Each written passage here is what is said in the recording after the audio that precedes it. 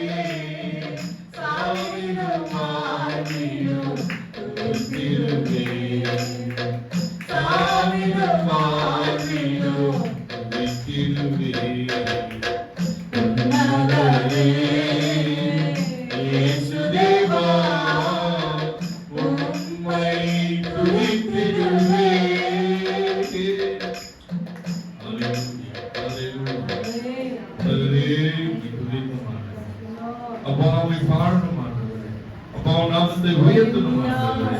அப்பா நாங்கள் எந்த நிலையில் இருக்கிறோம் நீர் மாத்திரம் அறிவீர். அப்பா உமக்கு ஸ்தோத்திரம். எங்கள் தேவை என்னதுக்கு நீர் மாத்திரம் அறிவீர். அப்பா உம்மை நாடி தேடி வந்த எங்களை ஒருபோதும் பெருமையாய் அனுப்ப மாட்டீர்கள். மகா இரக்கம் உள்ள தேவன், மகா தயவு உள்ள தேவன், மகா உருக்கம் உள்ள தேவனா இருக்கிறப்பா எங்கள் மீது ஆண்டவரே ஒவ்வொரு நாளும் கண்களை வைத்து நடத்துகிற போஷிக்கிறது. அப்பா அந்த நாளிலே வந்த உன் பிள்ளைகள் நாமத்தை உயர்த்தின பிள்ளைகள், பாடின பிள்ளைகள், அப்பா ஒவ்வொருவரையும் ஒரு தனிப்பட்ட வாழ்க்கையை ஒப்பு கொடுக்கிறோம்ப்பா. எல்லா நிலையும் மாறட்டும். இயேசுவின் நாமத்தில் எல்லா நிலையும் மாறட்டும். நாமத்தினால் எல்லாவற்றையும் மாற்றி போட உன் நாமத்துக்கு அதிகாரம் உண்டாகிறது. அப்பா பிள்ளைகள் ஜெயம் பெற்று இந்த பூமியில் வாழ இதே உதவி நாள் ஒப்பு கொடுங்க. ஹல்லேலூயா, ஹல்லேலூயா. நன்றி ஆண்டவரே. இந்த நாளின் தலைப்பு தலைப்பு வந்து எப்படி தேவனை பரிசுத்த ஒளியினால் ஆராதிக்க வேண்டும், தேவனை பரிசுத்த ஒளியினால எப்படி நம்ம ஆராதிக்கணும், அதை குறித்து தான் கவனமா கேளுங்க. கர்த்தருக்கு ஸ்தோத்திரம். ஏசாயா 58 முதல் வசனம் வாசிங்க. Hallelujah. Praise the lord, praise the lord. சத்தமிட்டு கூப்பிடு, சத்தமிட்டு கூப்பிடு, அடக்கிக் கொள்ளாதே, எக்காலத்தை போல். எக்காலம் எப்படி இருக்கும்? எக்காலம் பாத்தீங்களா? ஊதுவோம். போர்க்காலத்துல வந்து எக்காலம் ஊதி நாங்க ரெடின்னு சொல்லுவாங்க. இப்போ ஆலயத்துல வரப்பு மௌனமா இருக்காதீங்க, சத்தமிட்டு கூப்பிடும். தேவனே இயேசுவே நீ சத்தமிட்டு கூப்பிடும் போது எல்லா தடையும் சரீரத்துக்கு எல்லா தடையும் செதறி ஓடும். இயேசுவே நம்ம சத்தமிட்டு கூப்பிடணும். எக்காலத்தை போல், எக்காலத்தை போல் சத்தத்தை உயர்த்தி என் ஜனத்துக்கு அவர்கள் மீறுதலையும் யாக்கோபின் வம்சத்தாருக்கு அவர்கள் பாவங்களையும் தெரிவி. அவருடைய பாவங்களை தெரிவி. நம்ம என்ன செய்யணும்னு நம்ம அறிந்திருக்கிறோம். யாருக்கும் யாரும் உத்தரவாதம் கிடையாது. நம்ம ஆவி ஆத்மா சரித்துக்கு நம்ம தான் உத்தரவாதம். நம்ம என்ன ஒவ்வொரு நாளும் செய்கிறது கவனமாக செயல்படணும். எது பாவம், தேவனுக்கு எது அருவருப்பு, எது பிரியமானதுன்னு செய்யணும். நம்மகிட்ட பணம் இருக்குதோ, சொத்து இருக்குதோ, வீடு இருக்குதோ, வாசனை இருக்குது, எது இருக்குதோ முக்கியம் கிடையாது. ஆனா பரிசுத்தம் ரொம்ப முக்கியம். அவர் ரத்தத்தையும் சதையும் நம்ம பானம் பண்ணணும். எப்படி இருக்கணும்? இந்த ஆலயத்தை எப்படி வச்சுக்கணும்? பரிசுத்தமா வச்சுக்கணும். பரிசுத்தமா வச்சுக்கணும். தேவன் வந்து அசைவாடுவார். நீங்க எப்போதெல்லாம் இயேசுவே கூப்பிடுறப்போ இந்த சரீரம் வந்து எப்படி இருக்கும்? ஆலயம் எப்படி இருக்கும்? சுத்தமா வச்சிருப்போம். அதே மாதிரி நம்ம சரீரம் வந்து ஆலயம், அவர் வாசம் பண்ணுற ஆலயம். எப்படி வச்சுக்கணும்? பரிசுத்தமா வச்சிருக்கணும். தீட்டுப்படுத்தாமல் வைத்திருக்கணும். தேவன் அப்பதான் உங்களுடைய கூக்குரலை கேட்டு பதில் செய்ய விடாரு. அசுத்தத்துக்கு அங்க வர இடமே இல்லை. அசுத்தமா இருந்தா தேவன் விரும்ப மாட்டாரு. அதனால கவனமா இருக்கணும். ஒவ்வொரு நாளும் புத்தி சிந்த சிதறும். கண்ணு பார்க்கும், புத்தி சிதறும். ஆண்டவரே ஒப்பு கொடுக்கணும். உடனே அந்த செகண்ட் ஒப்பு கொடுக்கணும். என் சிந்தையை நீங்க பாதுகாத்துக்கணும். ஆவி ஆத்மா சரீரத்தை பாதுகாத்துக் கொள்ளுங்க. பரிசுத்தம் ரொம்ப முக்கியம். எல்லாத்து மேலே எச்சரிக்க கூடாது. புடவை பார்த்தா இச்சைக்க கூடாது, பொருளை பார்த்தா இச்சரிக்க கூடாது, வண்டியை பார்த்தா இச்சைக்க கூடாது.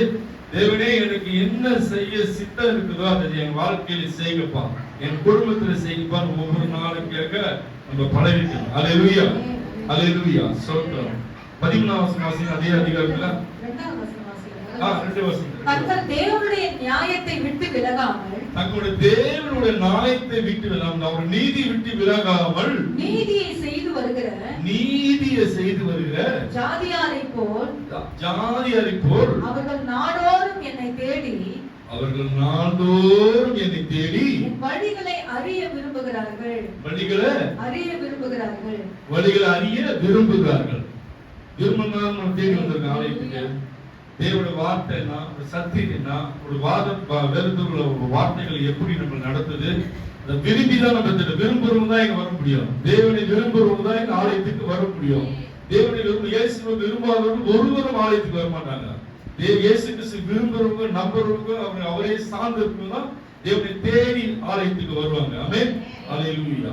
நீதி நியாயங்களை 13 நீதி நியாயங்களை என்னிடத்தில் விசாரித்து, நீதி நியாயத்தை விசாரித்து தேவனிடத்தில் சேர விரும்புகிறார்கள். நீதி நியாயத்துல நம்ம கத்துக்கிட்டு எங்க போனோம்? தேவனிடத்தில். தேவன் எப்படி இருக்காரு, எப்படி இருக்க சொல்றாரு, எப்படி இருக்க சொல்றாரு நம்ம கத்துக்கிட்டு எங்க போறோம்? தேவனிடத்தில் சேர விரும்புகிறார்கள். தேவனிடத்தில் சேர விரும்புகிறார்கள். தேவனிடத்தில் சேரத்துக்கு என்ன வேணும்? நீ அவருடைய நியாயம் நீதி எல்லாம் தெரிஞ்சுக்கிட்டு உண்மையாய் பக்தியாய் வாழுகிறப்போ எங்க போவோம்? அவரிடத்தில் போவோம். எல்லாருடைய கிறிஸ்தவர்கள் எல்லாரும் எதிர்பார்க்கிற காரியம் இந்த பூமியில் உள்ள காரியங்கள் இல்ல. நமக்கு பார்க்காத ஒரு பரலோகம் இருக்கு. பரலோகத்தை நோக்கி தான் நம்ம பயணங்கள் போயிட்டு இருக்கு. எல்லாருக்கும் விட்டு விலகுவது காரணமே அதான். எல்லாம் வெறுக்கிறது காரணமே தான். மரித்தா எங்க போனோம்னு நம்மளுக்கு ஒரு நிச்சயம் உண்டு. பரலோகத்துக்கு போவேன், ஏசப்பா பாதத்துக்கு போகணும்னு ஒரு நிச்சயம் உண்டு, கட்டளை உண்டு. ஆமென், அல்லேலூயா. 13 வாசிங்க. என் பரிசுத்த நாளாகிய ஓய்வு நாளிலே உனக்கு இஷ்டமானதை செய்யாதபடி. அந்த பரிசுத்த ஓய்வு நாள் ஞாயிற்றுக்கிழமை தான். பரிசுத்த ஓய்வு நாள் வந்து தேவனுக்குரிய நாள். தேவனுக்குரிய நாள் எப்படி இருக்கணும்? உனக்கு இஷ்டமானதை செய்யாதபடி. இஷ்டமானது எதுவுமே செய்யக்கூடாது. நம்மளுக்கு இஷ்டமானதே செய்யக்கூடாது. மறுபடியும் வாசிங்க. என் பரிசுத்த நாளாகிய ஓய்வு நாளிலே உனக்கு இஷ்டமானதை செய்யாதபடி உன் காலை விலக்கி. அப்பதான் அத்தை வீட்டுக்கு போறேன், மாமா வீட்டுக்கு போறேன், பெரியப்பா வீட்டுக்கு போறேன், சித்தப்பா வீட்டுக்கு போக கூடாது. தேவன் கொடுத்த நாள், ஜீவனோடு பூமியில வைத்திருக்கான். அவர் கொடுத்த அந்த வாரத்தில் ஒரு நாள் அவருக்குரியது. அதை நம்மளுக்கு திருடவோ அதை உபயோகப்படுத்தவோ நம்மளுக்கு அதிகாரம் கிடையாது. அது வந்து சாபம். நான் இப்படி பேச நினைக்காது. பரிசுத்த ஓய்வு நாளை விட்டுட்டு கல்யாணத்துக்கு போறேன், எங்க போறேன்னா வேற எங்கன்னா ஒரு விசேஷத்துக்கு போறேன்னா சாபம். இது வந்து நம்மளுக்கு கட்டளையா கொடுத்துருக்குது. பரிசுத்த ஓய்வு நாளே பரிசுத்தமா நம்ம வந்து ஓய்வு நாளை ஆசரிக்கணும். காலை விலக்கி உன் வழிகளின்படி நடவாமலும் உனக்கு இஷ்டமானதை செய்யாமலும் உன் சொந்த பேச்சை பேசாமல் இருந்து. சொந்த பேச்சு கூட பேசக்கூடாது. இன்னைக்கு ஆண்டவரே ஸ்தோத்திரம் மாத்திரம் சொல்லி வேலை செய்யலாம். குடும்பத்துக்கு செய்யலாம். முடிந்தவர்கள் ஆலயத்தில் இருக்க நம்ம பழகிக்கணும். பழகினாதான் உங்களுக்கு பக்தி விருத்தாய் நம்ம இன்னும் மேன்மையாக இருக்கு. இந்த தேவைகள் எல்லாம் சந்திக்கப்படும். வாசிக்க ஓய்வு நாளை மனமகிழ்ச்சி நாளென்றும் கர்த்தருடைய பரிசுத்த நாளை மகிமையுள்ள நாளென்றும் சொல்லி அதை மகிமையாக எண்ணுவாயானால். அது மகிமையா எண்ணும். பரிசுத்த ஓய்வு நாள் எப்படி மகிமைன்னா அது ஒப்பே கிடையாது. மகிமைனா தேவன், மகிமைனா மேற்றுமையானது. மேற்றுமையானது நாள். இந்த ஓய்வு நாள் வந்து உகந்தமான நாள். அப்படி உங்களுக்கு அப்படி புரியுறாங்கன்னு சொல்ல, உகந்த நாள். அது தேவனுக்கு மாத்திரம் செலவிட்டு பாருங்க. உங்க குடும்பம், பிள்ளைக்கும், சந்ததி எப்படி தேவன் நடத்துறாரு மட்டும் பாருங்க. 14வது வசனம். அப்பொழுது கர்த்தரின் மனமகிழ்ச்சியா இருப்பாய். அப்போது நீங்க எப்படி வந்ததெல்லாம் ஆசாரிக்கிறப்போ வந்து எப்படி இருப்பீங்க? ஓய்வு நாள் வந்து நீங்க கனப்படுத்தி நடந்துக்கிறப்போ ஒவ்வொரு வாரமும் மிஸ் பண்ணா வரப்போ எப்படி இருப்பீங்க? அசிங்க. கர்த்தரின் மனமகிழ்ச்சியா இருப்பாய். கர்த்தரின் மனமகிழ்ச்சியா இருப்பாய். பூமியின் உயர்ந்த இடங்களில் உன்னை ஏறி இருக்கும்படி பண்ணி, பூமியின் உயர்ந்த இடத்தில் உன்னை ஏறிக்கு பண்ணி, உன் தகப்பனாகிய யாக்கோபுடைய சுதந்திரத்தால், யாக்கோபின் சுதந்திரத்தினால் உன்னை போஷிப்பேன். போஷிப்பேன். கர்த்தருடைய வாய் இதை சொல்லிற்று. யார் சொன்னது? நான் சொல்ல, கர்த்தருடைய வாய் சொல்லிச்சு. அவர் உறுதிப்படுத்தாரு, சத்தியம் பண்ணி சொல்றாரு, நான் உன்னை போஷிப்பேன். இப்ப இதெல்லாம் நடக்கிறப்போ ஓய்வு நாள் வந்து நமக்கு வேலைக்கு போறவங்களை பத்தி நான் பேசல. வேலை இல்லாம வீட்டுல அமைதியா உட்காந்து ஓய்வு நாள் வீணா செலவு பண்றவங்களை பத்தி பேசுறேன். வேலைக்கு போறவங்களை பத்தி நான் பேசவே இல்லை. கவனமா கேளுங்க. உங்களுக்கு கொடுத்துக்கிற பூமியில வேலைக்கோ வேற எந்த காரியங்களும் போறது இல்லை. வீணான காரியத்துக்கு போறதை பத்தி நான் பேசிட்டு இருக்கேன். சண்டே வராமல் வெளியே காரியங்கள் போறதை பத்தி தான் பேசிட்டு இருக்கேன். பிரவாசிமா அப்பொழுது கர்த்தரின் மனமகிழ்ச்சியா இருப்பாய். பூமியின் உயர்ந்த இடங்களில் உன்னை ஏறி இருக்கும்படி பண்ணி, உன் தகப்பனாகிய யாக்கோபுடைய சுதந்திரத்தால். யாக்கோபின் சன்னதி தான் நம்ம யாரோட சன்னதி? யாக்கோபின் சன்னதி. அதோட வம்சம் தான் நம்ம அப்படியே தொடர்ச்சியா வருது. யாக்கோபுடைய சுதந்திரத்தால் உன்னை போஷிப்பேன். கர்த்தருடைய வாய் இதை சொல்லிற்று. கர்த்தருடைய வாய் இதை சொல்லிற்று. ஆமென். ஹalleluya. ஹalleluya. ஸ்தோத்திரம். நன்றி ஆண்டவரே. யாத்திராகமம் புத்தகம் 20ஆம் அதிகாரம் 8ஆம் வசனம் வாசிங்க. யாத்திராகமம் 20ஆம். ஓய்வு நாளை பரிசுத்தமாய் ஆசரிக்கணும். நினைப்பாயாக. இது வந்து ஒரு கட்டளை. 6வது 10 கட்டளையில இருந்து 6வது கட்டளை இது. எதுக்காக சொல்றோம்னா, ஓய்வு நாள் நம்ம பரிசுத்தமா தீட்டான வார்த்தைகள் பேசக்கூடாது, தீட்டான காரியங்கள் பார்க்க கூடாது. அது எது தீட்டுன்னு உங்களுக்கு மாத்திரம் தான் தெரியும். நம்ம செயல்படுறது நம்மளுக்கு மாத்திரம் தான் தெரியும். அதனால பரிசுத்த ஓய்வு நாள் எப்படி இருக்கணும்? ஓய்வு நாளை பரிசுத்தமாய் ஆசரிக்கணும். அன்னைக்கு ஆலயத்துக்கு வரணும். அன்னைக்கு நம்ம முன்னாலே சுத்திகரித்து நம்ம சரீரத்தை வந்து அசுத்தப்படுத்தாமல் வைத்துக்கணும். கவனமா கேளுங்க. ஆலயத்துல சாதாரண விஷயம் கிடையாது. யாத்திராகமும் என்ன பாத்தீங்கன்னா, இப்படி சாதாரணமா பலிபீடத்துக்கோ வந்து உட்கார முடியாது. நீங்க வாசிச்சு பாருங்க வீட்டுல போயிட்டு. என்ன வாசிங்கன்னா, நீங்க இவ்வளவு கட்டளையில இருந்து ஏசு மறைத்த பின்பு எல்லாத்தையும் நம்மளுக்கு விடுதலையாக்கி கொடுத்திருக்காரு. ஒரு ஆலயத்துக்கு வந்து சில காரியங்கள் உயிர் பலியிடணும் நிறைய இருக்காது. நீங்க பார்த்தா தான் தெரியுங்க. தெரியல. ஹalleluya. 6வது கட்டளை இருக்கு. ஆமென். யாத்திராகமம் 31:16 வாசிங்க. யாத்திராகமம் 31:16-17. ஹalleluya. மைக்ல வாசிங்க. ஆகையால் இஸ்ரவேல் புத்திரர் தங்கள் தலைமுறை தோறும் ஓய்வு நாளை நம்ம பெரியவங்க மாத்திரம் இல்ல, நம்ம பிள்ளைங்க எல்லாம் தலைமை ஃபுல்லா தலைமை வாசிங்க. தலைமுறை தோறும் ஓய்வு நாளை நித்திய உடன்படிக்கையாக ஆசரிக்கும்படி அதை கைக்கொள்ள கடவார்கள். நித்திய உடன்படிக்கையாக அதை கைக்கொள்ளணும். அது அப்படி நடக்கணும். கைக்கொள்ளுதல் அது கைக்கொண்டு நடக்கணும். அது வந்து உறுதியா இது ஓய்வு நாள் நான் வந்து எங்கேயும் போக மாட்டேன்பா. அந்த நாள் உமக்குரிய நாள் நம்ம பழகி பாருங்க. மகிமையா இருக்காது. ஹalleluya. 17 வாசிங்க. அது என்றைக்கும் எனக்கும் இஸ்ரவேல் புத்திரருக்கும் அடையாளமா இருக்கும். 6 நாளைக்குள்ளே கர்த்தர் வானத்தையும் பூமியையும் உண்டாக்கி 7ஆம் நாளிலே ஓய்ந்திருந்து பூரித்தார் என்றார். 7ஆம் நாள் தான் ஓய்வு நாள் தான். இந்த 7ஆம் நாள் எப்படி இருக்காரு? பூரித்தார். சந்தோஷமா இருக்காரு. நம்ம பேசுறாங்க ரொம்ப பூரிச்சு போவாதீங்கன்னு சொல்றல. சந்தோஷமா எல்லாத்தையும் பண்ற வானத்தை பூமி எல்லாம் காடு நெருப்பு எல்லாம் மீன் கடல் எல்லா ஜீவராசியும் படைத்துட்டு கடைசி அது 7ஆம் நாள் எப்படி ஓய்ந்திருந்து. அதுதான் நம்ம எல்லா உலகத்தின் காரியங்கள்லாம் ஒதுக்கி வைத்து விட்டு அது உலகத்திலே ஓய்வு நாள் எது கொடுக்குறாங்க? ஞாயிற்றுக்கிழமை லீவ் எது கொடுக்குறாங்க?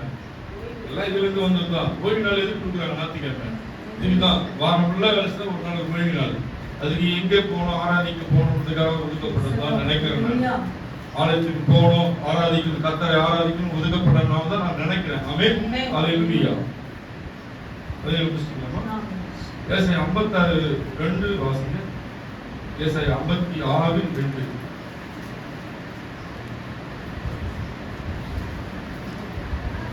அல்லேலூயா. அல்லேலூயா. இப்படி செய்கிற மனுஷனும் இதை பற்றிக் கொண்டிருந்து ஓய்வு நாளை பரிசுத்த குலைச்சலாக்காதபடி ஆசரித்து ஒரு பொல்லாப்பையும் செய்யாதபடி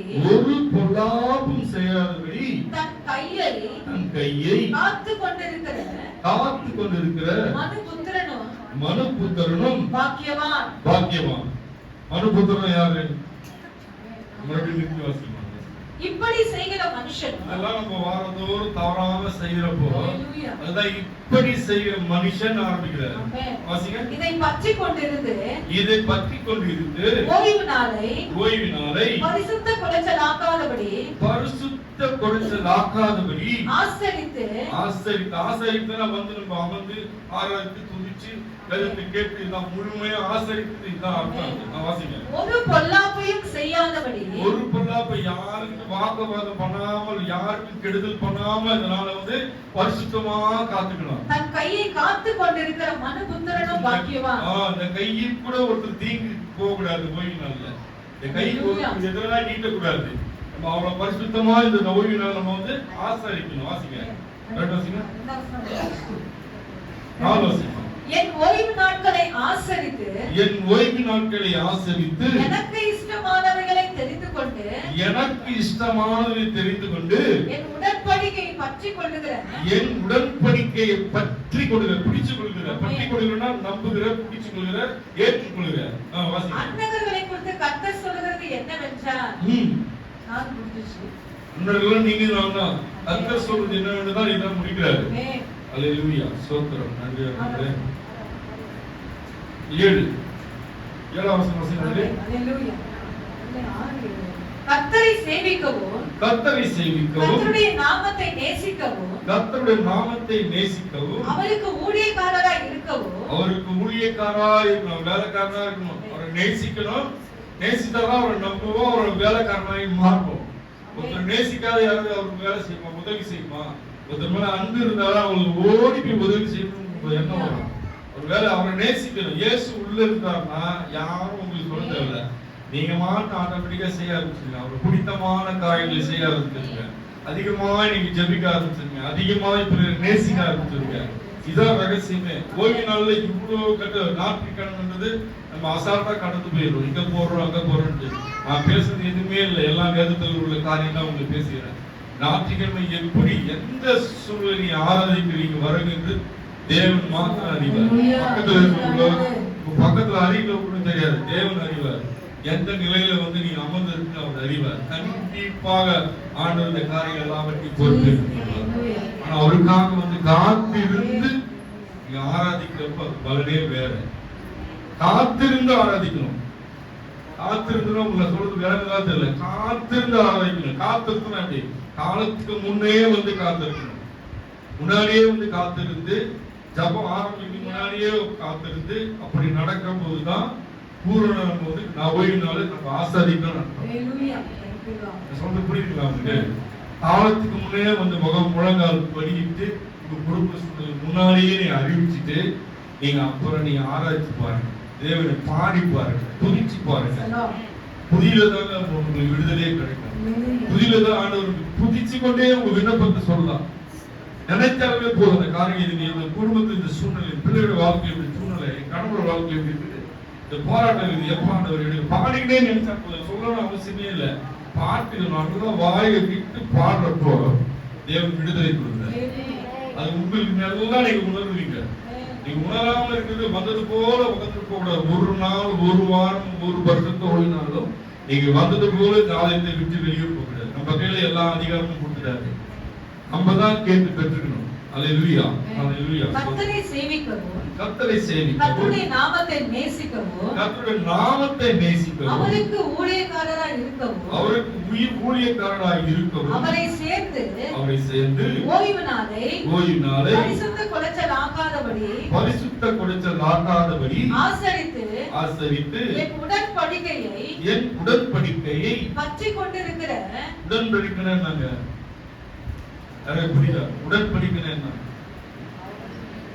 நம்ம எப்ப உடன்படிக்கை பண்றோம் கொஞ்சம் யோசி சொல்லுங்க. ஞானஸ்தானம் என்ன சொன்னா, உன் பிள்ளையாய் மாறிட்டேன்னு உடன்படிக்கை பண்றோமா இல்லையா? எல்லாம் பழைய எல்லாம் முக்கி எடுத்து புள்ளிக்காரன் கண்ணில முக்கி எடுத்து எல்லாம் கடந்து போனது புதிய பாத்திரமாய் நீங்க மாற்றப்பட்டீங்க. யாரெல்லாம் முழுக்கி ஞானஸ்தானம் எடுத்தாங்க பழையதெல்லாம் புதிய மனிதனாய் நீங்க மாறுறீங்க. அதுதான் என் உடன்படிக்கையை பற்றி கொண்டிருக்கிற அந்நிய புத்தர் அனைவரையும் 7ஆம் வசனம், நான் என் பரிசுத்த பர்வதத்தில் கொண்டு வந்து பரிசுத்த பர்வதம் வாசிங்க, என் ஜெப வீட்டிலே அவர்களை மகிழ பண்ணுவேன். எங்க மகிழ பண்ணுவாரு? யார மகிழ பண்ணுவாரு? உடன்படிக்கை பண்ண ஒருவரையும் யாரெல்லாம் தகப்பனாய் குலதெய்வமா ஏற்றுக்கொண்டு ஞானஸ்தானத்துக்கு ஒப்பு கொடுத்து வாரம் வாரம் வந்து தேவனை ஆராதிக்கிறாங்களோ, அவர் நம்பிக்கையோடு விசுவாசத்தோடு இருக்கிறாங்களோ, அவர் எங்க கொண்டு மகிழ பண்றாரு? ஜப வீட்டுல ஜப வீடு சாதாரண நினைச்சாதீங்க, 4 செவரு மட்டும் நினைச்சாதீங்க. தேவன் நீங்க உலாவுகிறார். அந்த விசுவாசத்தோடு கூட நீங்க வரணும்.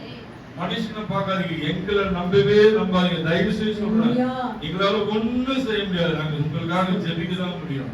தேவனால் எல்லாம் கூடும். அந்த விசுவாசத்தோட கூட நீங்க வாங்க. ஒவ்வொரு வாரம் வாங்க. யார்கிட்ட உங்க பிரச்சனை சொல்லணும் அவசியமே இல்லை. பாஸ்டர் மட்டும் சொல்லணும், எங்ககிட்ட சொல்லணும் அவசியம் இல்லை.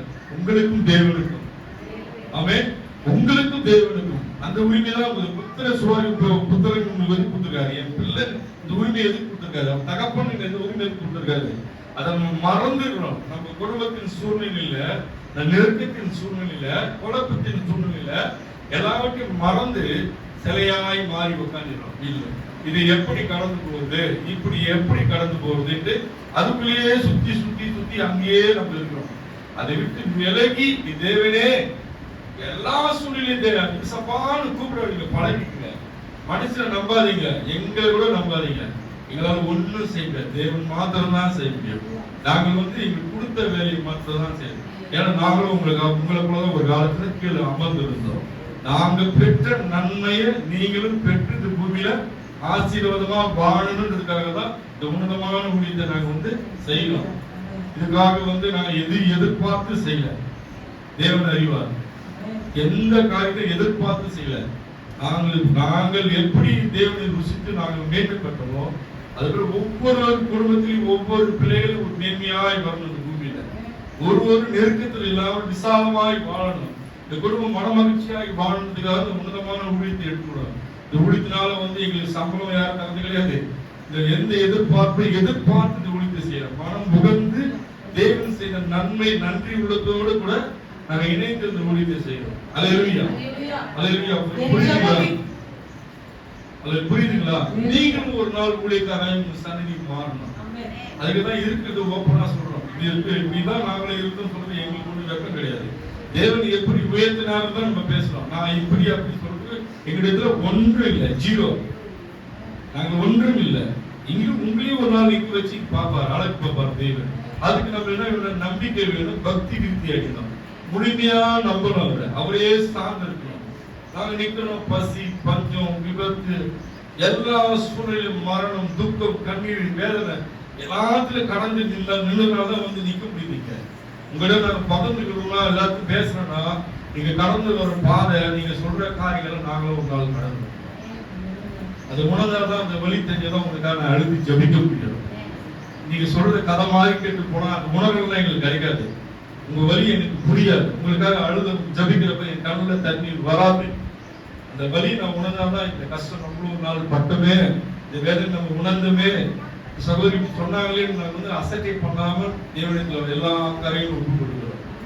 தேவன் யாருக்கு என்ன செய்யணுமோ அவர் செய்யறாரு, அந்தந்த வேலையை செய்யறாரு. அது அந்தந்த செய்யற வேலையை உணர்ந்தவங்களுக்கு தெரியும். யாராரு எங்களுக்கு தெரியாது, அவங்களுக்கு தெரியும் தேவன் சொன்னார் செய்தார். அல்லேலூயா, ஸ்தோத்திரம். என் பரிசுத்த பர்வதத்தில் கொண்டு வந்து என் ஜெப வீட்டிலே அவர்களை மகிழ பண்ணுவேன். அவர்களுடைய சர்வாங்க தகனங்களும் அவருடைய பலிகளும் ஸ்தோத்திர பலி என் பலிபீடத்தின் மேல் அங்கீகரிக்கப்பட்டிருக்கும். ஆமென். என்னுடைய வீடு ஒரு நிமிஷம். பலிகள்னா என்ன நினைச்சிட்டீங்க? பலிகள்னா என்ன? ஸ்தோத்திர பலி இது அவருக்கு பலி செலுத்துறது.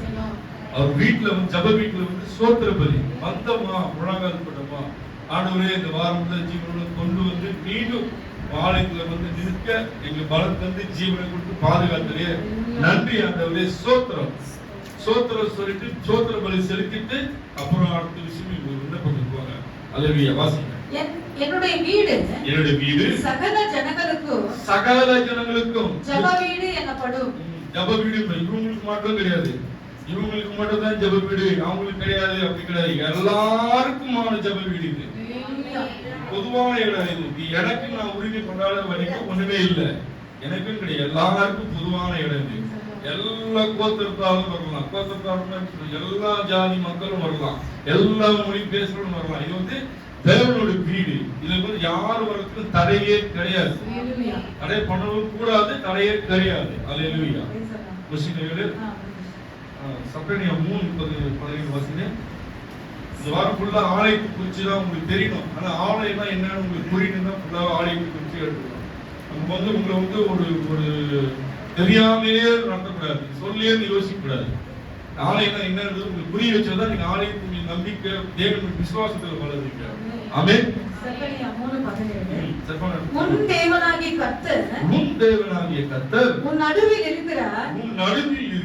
அவர் வல்லமை உள்ளவர். அவர் ரட்சிப்பார். அவர் உன் பேரில் சந்தோஷமாய் மகிழ்ந்து தம்முடைய அன்பு நிமித்தம் அமர்ந்திருப்பார். அவர் உன் பேரில் கம்பீரமாய் களி கூறுவார். அவர் பேரில் உங்க பேரை போட்டுங்க. அந்த இடத்துல யார் பேரோ உங்க பேரை போட்டு உங்க பேரில் களி கூறுவாரா? உன்னை பார்த்து சந்தோஷப்படுற என் மகள் வந்துட்டா அப்படின்னு சந்தோஷப்படுவாரா அப்படின்னு நம்ம ஆராய்ச்சி பார்க்கணும். தயவா உங்களுக்கு கவனமா கேளுங்க. மறுபடியும் வசனம் வாசிங்க. உன் தேவனாகிய கர்த்தர் உன் நடுவில் இருக்கிறார். அவர் வல்லமை உள்ளவர். அவர் ரட்சிப்பார். அவர் உன் பேரில் சந்தோஷமாய்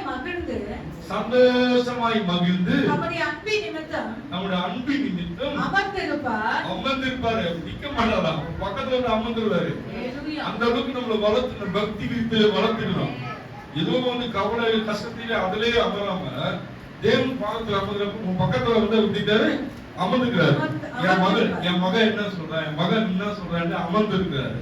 யாரும் கேட்கறீங்க ஒரு நாளும் கவலைப்படாத, எல்லாவற்றையும் கேட்க நம்மளுக்கு ஒரு தகப்பன் இருக்கிறார். என்ன சொல்றது, ஒரு அருகில் வந்து அமர்ந்து இருக்கிறான்னு சொல்றாரு. யாராவது சொல்ல முடியுமா? அமர்ந்து இருக்கிறேன் நான் பாத்துக்கிறேன்னு சொல்லுவாங்க, முதல்ல அவங்கதான் ஓடி போயிடும். நான் இருக்கிறேன்னு சொல்லுவாங்க, அவங்கதான் நம்ம பக்கத்துல திரும்பி பார்த்தா இருக்க மாட்டாங்க. நம்ம தேவன் அப்படி இல்ல, என்னை கூப்பிடுதான் சொல்றாரு. என் முழுக்கமா நீ கூப்பிடு, உன் அருகில் வந்து அமர்ந்து இருக்கிறார் தேவன். தேவனாகிய கர்த்தர் நடுவில் இருக்கிறார். அவர் வல்லமை உள்ளவர். எதுக்காக மறுபடியும் வாசி சொல்றோம்னா, திரும்ப வாசிக்கணும். வசனோட ஆழ பொருள் உங்களுக்கு புரியணும், அந்த வார்த்தையோட அர்த்தங்கள் புரியணும். நான் கடகடன்னு வாசிட்டு போயிட்டே இருக்கலாம், அப்படி சொல்லக்கூடாது. சத்தியத்தை வந்து சத்தியமாய் புரியுற மாதிரி சொல்லணும். திருப்பி சொல்றதுக்கு காரணமே தான், ஒருத்தருக்கு ஒவ்வொரு அழைப்பு, ஒவ்வொரு ஸ்டைல். இப்ப நான் பேசுறேன்னா என்னுடைய ஸ்டைல் வேற மாதிரி இருக்கும், பாஸ்டர் பேசுனா வேற மாதிரி இருக்கும், யாராவது பேசுனா வேற மாதிரி இருக்கும். அவங்க டோன் எல்லாமே மாறுது. ஒருத்தருக்கு ஒவ்வொரு ஸ்டைல் ஒரே மாதிரி தான் குழப்பம். அவங்க பேசுற மாதிரியே பேசுறாங்கன்னு சொல்லக்கூடாது. எனக்கு என்ன தாழ்ந்து கொடுத்துருக்காரோ, என்னோட அழைப்பு என்னவோ அதை கொண்டுதான் தேவன் என்னை பயன்படுத்துவார். உங்களையும் அப்படிதான், உங்க அழைப்பு என்னவோ அது உங்களுக்கு என்ன தாழ்ந்து கொடுத்திருக்காரோ அதை கொண்டுதான் உங்களை பயன்படுத்துவார். ஒவ்வொருக்கும் ஒவ்வொரு தாழ்ந்து கொடுத்திருக்காரு. வேற வசனங்கள் ஒரே வசனம் 2 பேருக்கு வேற கருத்து இருக்கும். அவங்க அதே வசனம் வாசிப்பாங்க, நானும் அந்த வசனம் வாசிப்பேன். எனக்கு ஒரு வெளிப்பாடு இருக்கு, அவங்களுக்கு ஒரு வெளிப்பாடு இருக்கு. புரிஞ்சுக்க முதல்ல. அந்த பாஸ்டர் நல்லா பேசுறாரு, இந்த பாஸ்டர் அந்த நல்லா பேசுறாரு. அதில் நம்ம இடம் போடுறதுக்கு நம்மளுக்கு தகுதி இல்லை. எனக்கு நான் பேசுறேன், எனக்கு செய்ய நன்மை தேவனை குறித்து நான் உங்ககிட்ட பகிர்ந்து விட்டேன். அல்லேலூயா. அவர் உன் பேரில் சந்தோஷமாய் மகிழ்ந்து நம்முடைய அன்பின் நிமித்தம் அமர்ந்திருப்பார். அவர் உன் பேரில் கம்பீரமாய் களி கூறுவார். உன் பேரை போட்டுங்க. வசனம் சொல்லிச்சு, சத்யா 3:17 சொல்றீங்களே, என் பக்கத்துல அமர்ந்திருக்கு சொல்றீங்களே, நான் ஜெபிக்க போறேன் என்னுடைய காரியத்துக்காக, என் குடும்பத்துக்காக, என்னுடைய தேவைக்காக, என் சரைகளின் சுகத்துக்காக, என்னோட போராட்டத்துக்காக நான் உன் பார்த்து அமர போறேன். சப்பனியா 3:17 அதிகாரத்தின் பிரகாரம் என் பக்கத்துல அமர்ந்து விண்ணப்பத்தை கேளும் தகப்பனே, கேளும் தகப்பனே என்று கேட்கணும். கேளும் தகப்பனேன்னு கேட்கிறப்போ யாரையும் கூப்பிடாம நீங்க மட்டும் தனியா இருக்க அந்த நம்பிக்கையோடு ஜெபிக்கிறப்போ ஜெபம் கேட்கக்கூடாது. இயேசுவே வாங்கப்பா, அருகில வந்து என் தேவை கேளுங்கப்பா, என் கூக்குரலை கேளுங்கப்பா சொல்ற மாதிரி முதல்ல சப்பனியா 3:17 வசனத்தை நீங்க வந்து சொன்னது போல செய்யுங்க. என் பக்கத்துல வாங்க, வாங்க உரிமையோடு கூப்பிடுங்க, உரிமையோடு கூப்பிட்டு அமருங்கப்பா. நீங்க எப்படி நீங்க உணர்ந்து கொள்ளுங்க, நீங்க ஜபிச்சு இயங்குகிறப்போ நீங்க ஜபித்த போது உங்க சரீரமும் உங்க ஆத்மாவும் இருக்காது, புதுப்பிக்கப்படும். அது நீங்களே உணரும், சரீரம் உணரும், சிந்தை உணரும். அல்லேலூயா. எரேமியா 32:40 வாசிங்க.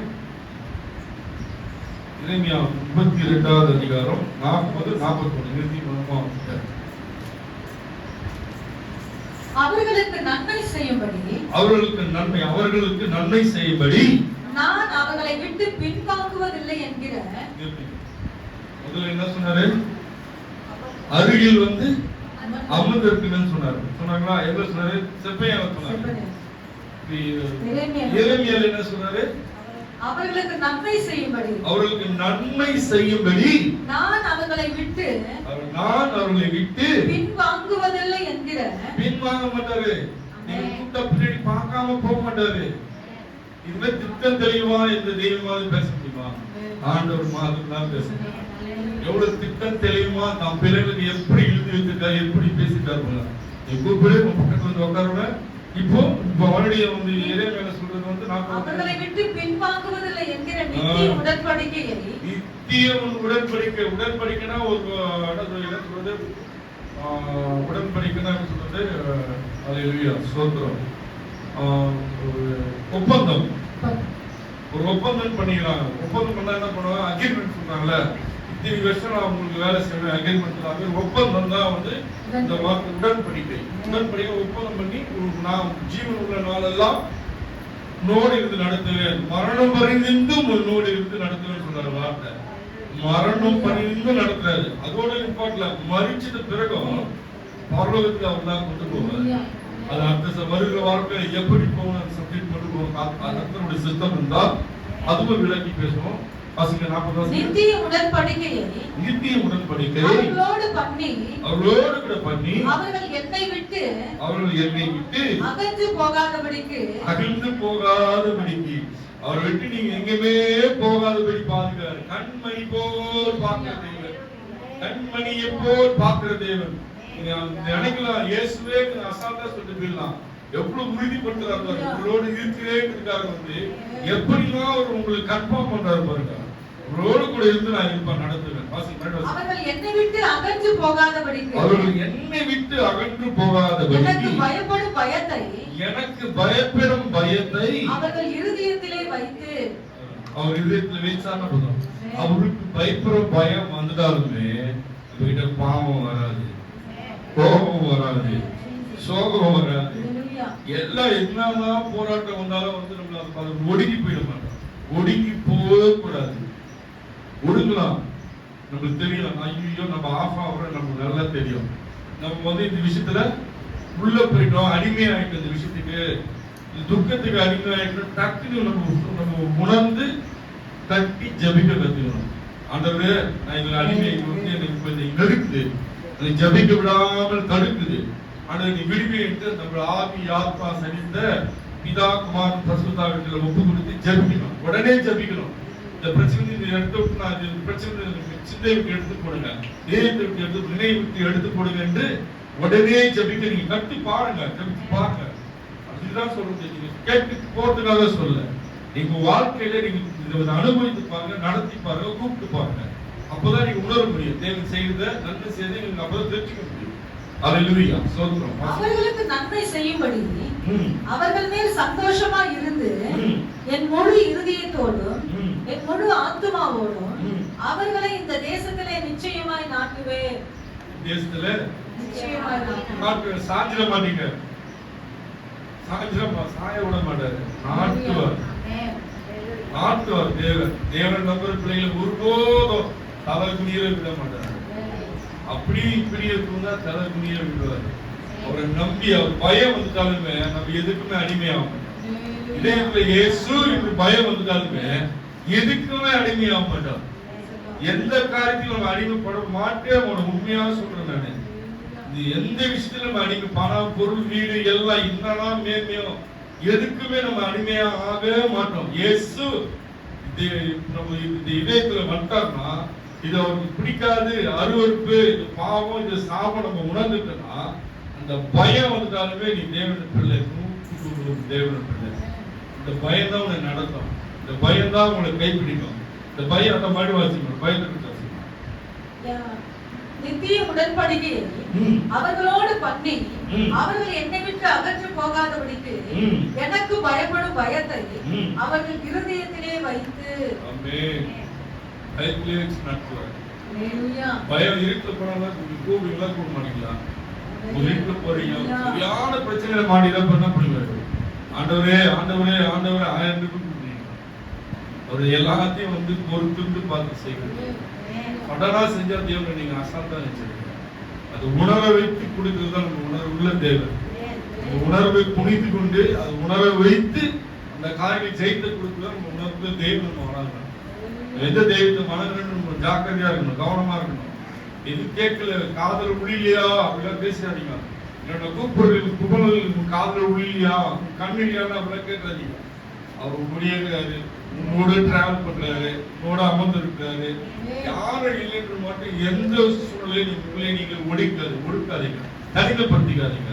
என்னோட தகப்பன் இருக்கிறார், என்னோட தகப்பன் விசுவாசமாய் நீங்க அறிக்கைடுங்க, ஜெயித்தபடி இருக்க. ஆமென். நாற்பது வாசிங்க. மறுபடியும் வாசிங்க. 58 13 வாசிங்க. 1 பரிசுத்த நாளாகி 1 வாசிங்க. 1 2 ஏசாயா 58 1ஆம் அதிகாரம். சத்தமிட்டு கூப்பிடு, சத்தமிட்டு கூப்பிடு, அடக்கிக் கொள்ளாதே, அடக்கிக் கொள்ளாதே. எக்காலத்தை போல் உன் சத்தத்தை உயர்த்தி, எக்காலத்தை போல் உன் சத்தத்தை உயர்த்தி, என் ஜனத்துக்கு அவர்கள் மீறுதலையும், ஜனத்துக்கு அவர்கள் மீறுதல்களையும், யாக்கோபின் வம்சத்தாருக்கு அவர்கள் பாவங்களையும் தெரிவி. நீங்க செய்யற பாவங்கள் தெரிவிக்கிறாரு. நீ என்ன சொல்றது? நீங்க எந்த ஸ்டேஜ்க்கு நீங்க ஆராய்ச்சி பாருங்க, நீங்களே உங்களை சோதிச்சு பாருங்க, பரிசோதனை பண்ணி பாருங்க. சொல்றது வந்து எட்டி புது வார்த்தை. அப்படியே எனக்கு சொல்லுங்க, எனக்கு பாவத்தை பத்தி பேசுங்க, அக்கிரம பத்தி பேசுங்க, ஒரு பக்தி பத்தி பேசுங்க. எங்களுக்கு கொடுக்கறது தான் தெரியும். உங்களுக்கு சொல்றோம் வார்த்தை அப்படிதான். சரிங்களா? நான் வந்து வாசிங்க 13 வாசிங்க. அப்படியே என் பரிசுத்த நாளாகிய ஓய்வு நாளிலே உனக்கு இஷ்டமானதை செய்யாதபடி, ஞாயிற்றுக்கிழமை இஷ்டமான பிடிச்சமான காரியங்கள் செய்யாம உன் காலை விலக்கி உன் வழிகளின்படி நடவாமலும், உன் வழிகளின்படி நடவாமலும், இஷ்டமானதை செய்யாமலும். இதுமா சாய் வர வா, சாய்க்கு வாங்க. இந்த பெரியார் வராங்க சண்டே கிளாஸ். வா வா வா மட்டும் வா. டீச்சர் பார்த்துட்டே இருக்கீங்க. சாய் முன்னாடி வா, முன்னாடி வா.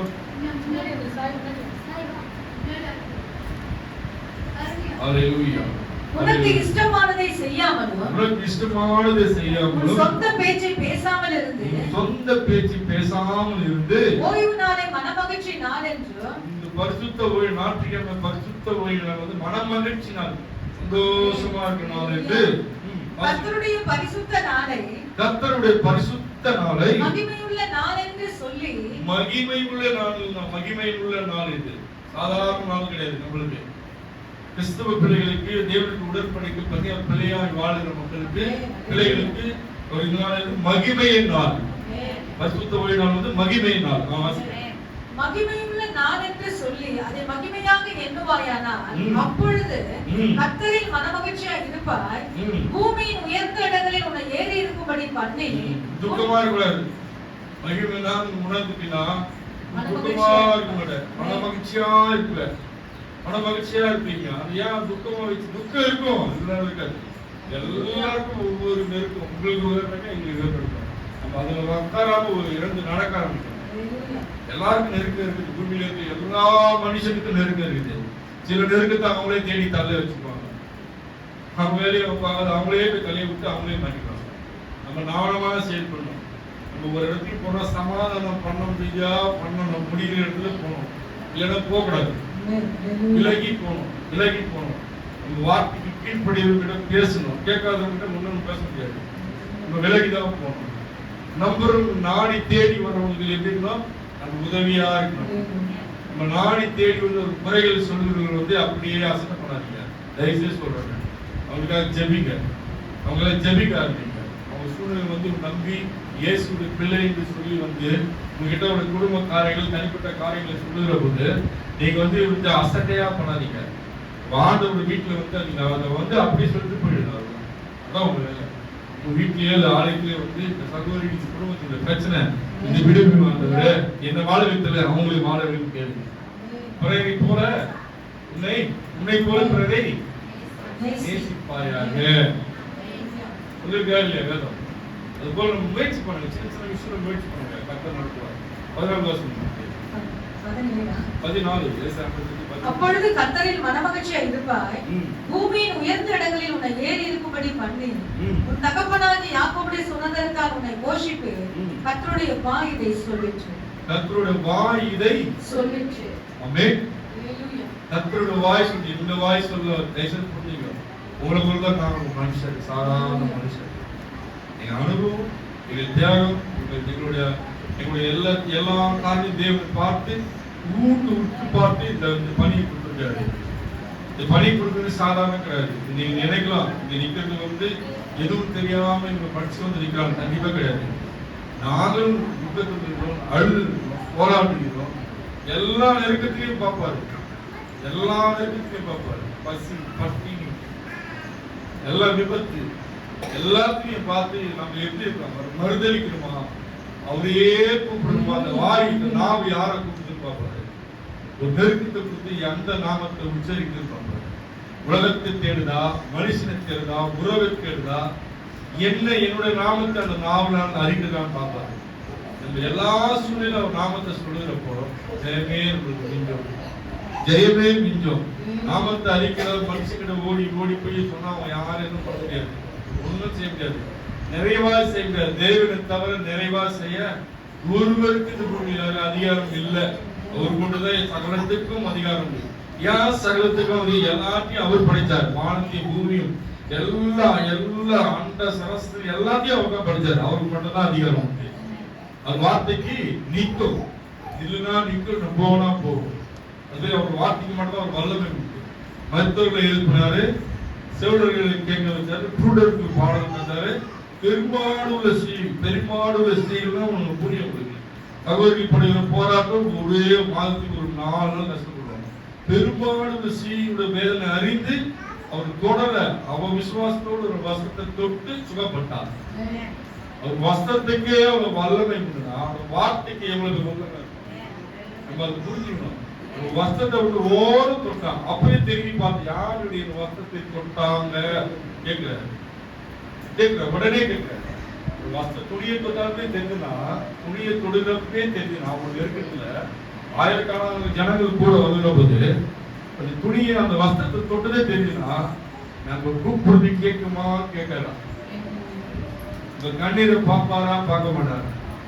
இந்த சகோதரி இருக்கிற பொண்ணால் விருதாய் செலவாய் ஒண்ணுமே இல்லாதாய் அந்த மாதிரி ஒரு கஷ்டம் யாருக்கும் வரக்கூடாது, எந்த சகோதரிக்கும் வரக்கூடாது. எல்லாம் வெறுக்கப்பட்டு வேற வழி இல்லாம வந்து தொட்டப்போ தேவன் வல்லமை 36 வருஷம் உடம்புனா பெஸ்டா குளத்துல அவன் ஓடி நிற்க முடியாது. பெஸ்டா குளம் வந்து ஒரு நாள் வந்து சுகம் கொடுக்கும். யாரெல்லாம் முன்னே குதிக்கிறாங்களோ அவங்க சுகம் கொடுக்கும். அவனை வந்து பார்த்தாரு, அவனால ஓட முடியல, நடக்க முடியல, அதுக்குள்ள யாரும் குடிச்சு சுகமா இருக்காங்க. நீ சுத்தமாக விரும்புகிறான்னு கேட்டு தேவன் சுத்தமாக நட, உன் படிக்கை எடுத்துக்கொண்டு நடனாரு. அவர் செய்த அற்புதம் ஏராளம் சொல்லிட்டே போலாம். மரித்தோரை மறிச்சு 5 நாள் லாசருவை கல்லறையிலிருந்து லாசருவே எழுந்து வான்னு செத்து போன 40 எடுத்து உடனே இப்படி எழுந்து வருவாங்க. அந்த வார்த்தைக்கு அவர் வல்லமை உண்டு. 7 திருப்பி ஒரே ஒரு மகனை வைத்து இருக்கிறப்ப மகன் எழுந்து கொடுக்கும். அந்த பாட போற வழியில பார்த்தீங்கன்னா அங்க நடக்குதுன்னு கேட்கிறாரு. ஒரே மகன் எழுந்துட்டு அவர் யாரும் இல்லை, அனாதையா நிற்கிறார். அந்த பாடையை தொட்டு எழுந்திருந்தார். எழுந்தான் மரித்தோரை எழுப்பினார். மரித்தோரை எழுப்பின காரியங்கள் ஒரு 3-4 காரியங்கள் இருக்கணும். நான் வந்து அவருக்கு வார்த்தைக்கு வல்லமை உண்டார். வார்த்தை விசுவாசத்தை நம்பிக்கையோடு இருக்கிறது நம்பிக்கையாக செயல்படும். நம்பிக்கை வந்து ஒண்ணுமே செயல்படாது, ஒண்ணுமே கிரிய செய்யாது. அதனால வந்து கவனம், நம்பிக்கையோடு செயல்படுங்க, நம்பிக்கையோடு ஜெபிங்க, நம்பிக்கையோடு கேளுங்க, கர்த்தர் உங்களை ஆசீர்வதிப்பார். ஆமென். அல்லேலூயா. ஆண்டவரே உம்முடைய ஸ்தோத்திரம். அப்பா உம்முடைய ஸ்தோத்திரம்.